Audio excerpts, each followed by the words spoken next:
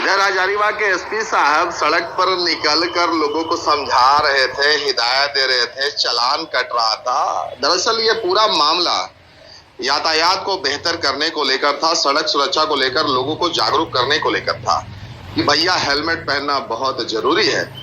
और इसी का फायदा उठा गए साइबर ठग। उनको लगा कि इससे बढ़िया मौका कहाँ मिलेगा। इस मौके का ऐसा फायदा उठाया कि नकली ई चालान भेजना उन्होंने शुरू कर दिया। वो नए नए तरीके ठगी का निकालते हैं, उसमें एक नया तरीका निकाला जिसमें लोगों तक ई चालान पहुंच रहा था। यानी कि जब आप बिना हेलमेट के हजारीबाग में कहीं घूम रहे हो और पुलिस वाले की नजर पड़ गई तो आपकी तस्वीर उन्होंने निकाली और उसी माध्यम से आप तक ई चालान पहुंच गया। तो ये बात समझ में आ गई थी साइबर ठगों को, क्योंकि एसपी साहब भी जब निकले थे तो उन्हें समझ गया कि मामला बहुत गंभीर है। तो इसी गंभीर मामले का फायदा उठाकर लोगों तक वो नकली ई चालान भेजने लगे। अभी हजारीबाग में लगातार लोगों के बीच में है कि भैया ई चालान जो नकली आ रहा है। यातायात नियमों का पालन करवाने के लिए हजारीबाग एसपी आप देखिए खुद सड़क पर हैं, लोगों को समझा रहे हैं, हिदायत दे रहे हैं, जैसे हमने शुरुआत के वीडियो में बताया। और यही वीडियो कहीं ना कहीं साइबर ठग भी देख रहे थे और उनको कहीं ना कहीं इसमें एक अवसर मिल गया कि भाई मामला बेहद गंभीर है। अब वो कर क्या रहे हैं, अब आपसे भी ये पूछना है, कहीं आपको भी कहीं कोई लिंक तो नहीं मिला जो कि नकली हो सकता है। आपको बताना चाहेंगे कि यातायात नियम तोड़ने के बाद मोबाइल पर भेजे जाने वाले ई चालान का हूबहू लिंक भेजकर लोगों की मेहनत से कमाए हुए पैसे को उड़ा रहे हैं साइबर ठग। मोबाइल पर ई चालान का हूबहू लिंक भेजकर लोगों की मेहनत की कमाई उड़ा रहे हैं साइबर ठग।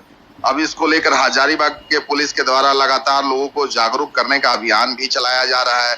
इस पूरे मामले में हजारीबाग डीटीओ बैजनाथ कामती ने बताया कि साइबर अपराधी एक लिंक भेजकर लोगों के साथ साइबर ठगी कर रहे हैं, जिसे बचने का उपाय उन्होंने बताते हुए बताया कि अगर आपको लगता है कि यह लिंक फर्जी है तो आप नजदीकी साइबर कैफे में जाएं या फिर डीटीओ ऑफिस में आकर ट्रैफिक पोस्ट पर बनाए गए पॉज मशीन पर ही अपना चालान जमा करें। वहीं हजारीबाग के ट्रैफिक इंस्पेक्टर ने जानकारी देते हुए बताया कि साइबर अपराधियों के द्वारा जारी किए गए लिंक में कुछ डॉट का अंतर है जिसे कई लोग नहीं पहचान पा रहे हैं। जो लोग इसे नहीं पहचान पा रहे हैं उन्हें मोबाइल पर ई चालान के नाम ऐसे लिंक प्राप्त हो रहे हैं, तो उनसे आग्रह है कि आप पेमेंट डीटीओ ऑफिस या फिर ट्रैफिक पोस्ट पे मौजूद पॉज मशीन में आकर करें। अब सबसे जरूरी और अहम चीज कि भाई आप ई चालान पहचानेंगे कैसे? जो मोबाइल पर आपको लिंक भेजा गया है वो कैसे पता चलेगा कि वो सही है या गलत है, असली है, नकली है? देखिए आपके मोबाइल के स्क्रीन पर कुछ नजर आ रहा है जिसमें हरी पट्टी में ओरिजिनल लिंक है और लाल में फेक लिंक दी हुई है। आप इसे देखकर आसानी से समझ सकते हैं और आप जो फ्रॉड साइबर ठग करने वाले हैं उससे कहीं ना कहीं बच सकते हैं। आप सामने स्क्रीन पर देखिए ओरिजिनल और फेक लिंक। ओरिजिनल आप देखिए हरी पट्टी में जिसमें ई चालान के बाद डॉट है, परिवहन के बाद डॉट है, gov.in है। लेकिन आप लाल पट्टी में जो फेक लिंक देख रहे हैं उसमें ई चालान परिवहन एक साथ लिखा हुआ है, उसके बाद gov गायब है, .in है। तो आप इस लिंक को अच्छे तरीके से अपने दिमाग में डाल लें अगर आप चाहते हैं कि साइबर ठगी से बचे। अगर आपने फेक लिंक पर क्लिक किया तो समझ लीजिए कि आपकी गाड़ी कमाई उड़ा ले जाएंगे साइबर ठग। जो भी फाइन कट रहा है लोगों को से यही अनुरोध रहेगा कि वो या तो डीटीओ ऑफिस में या ट्रैफिक जो हमारा पोस्ट है वहाँ पर जाकर कार्ड के द्वारा स्वैप करके करें या प्रज्ञा केंद्र में जो हमारा वाहन पोर्टल है वहीं से फाइन जमा करें। और गूगल या कोई ऐसा साइट जहाँ से कोई भी फर्जी लिंक आ रहा है तो उससे बचें, क्योंकि गूगल पे बहुत सारे फर्जी लिंक हैं, उस पर आपको जो है स्कैम हो सकता है। यही अनुरोध है या तो प्रज्ञा केंद्र से या तो हमारा डीटीओ ऑफिस से या फिर ट्रैफिक का जो पोस्ट है वहाँ पे भी पॉज मशीन है, वहाँ से पेमेंट कर सकते हैं। चूना लगाने की कोशिश करें क्या, हर कैसे लोग बचे उसको लेकर?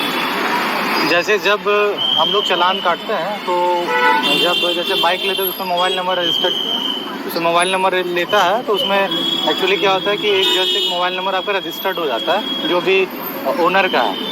तो जब जैसे हम लोग कोई चालान काटते हैं तो वो मोबाइल नंबर में मैसेज आता है कि आपने चालान काटा।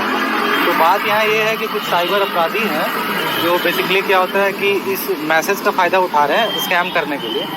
तो बेसिकली अंतर ये है कि जब आपके जो मैसेज आता है उसमें जब .gov.in रहे तो आप समझ लीजिए कि वो सही है, और जब बेसिकली .gov.in नहीं रहे, सिर्फ .in रहे, तो वो फेक मैसेज है। और इससे भी अगर आपको लगता है कि नहीं हम संशय में हैं, तो आप या तो यातायात थाना आ जाएं या तो फिर आप DTO ऑफिस चल जाएं, वहाँ पे पूरी पुष्टि हो जाएगी कि ये जो आपके पास मैसेज गया वो सही है या फिर गलत है।